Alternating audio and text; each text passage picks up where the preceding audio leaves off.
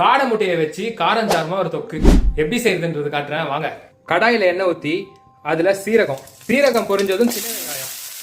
யூஸ்வலா நாட்டுக்கோழி காடை முட்டை இந்த மாதிரிலாம் செய்யும் போது சின்ன வெங்காயம் போட்டு செய்யுங்க, டேஸ்ட் நல்லா இருக்கும். வெங்காயம் ஓரளவுக்கு வதங்கினதும் இஞ்சி பூண்டு பேஸ்ட் போட்டு வதக்கிக்கோங்க.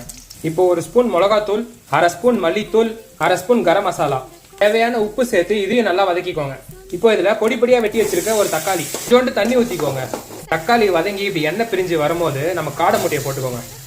தொக்கோடு அப்படியே சேர்ந்து முட்டை ரோஸ்ட் ஆகணும். அதெல்லாம் நல்லா சுண்டுனதும் ஊர்பட்ட பெப்பரை போட்டு கொத்து நிறைய கருவேப்பிலையை போட்டு நல்லா வதக்கி பரட்டி எடுத்துட்டீங்கன்னு வைங்களேன், அருமையான நல்லா காரஞ்சாரமான காடை முட்டை தொக்கு ரெடி ஆயிடும். கிரேவி, சின்ன வெங்காயம், காடை முட்டை டேஸ்ட் பார்த்துடலாமா? நம்ம ஸ்டார்டிங்ல போட்ட சின்ன வெங்காயமும் கடைசியா போட்ட கருவேப்பிலையும் இந்த காடை முட்டையோட டேஸ்ட்டை எங்கேயோ கூட்டிட்டு போயிடுச்சு. சொன்ன மாதிரி காரஞ்சாரமா டேஸ்ட் பயங்கரமா இருக்கு. நீங்களும் இதே மாதிரி காடை தொக்கு செஞ்சு சாப்பிட்டு பார்த்துட்டு எப்படி இருக்குதுன்றத கமெண்ட்ஸ்ல சொல்லுங்க. உங்களை நாளைக்கு வேற வீடியோல சந்திக்கிறேன். பாய்.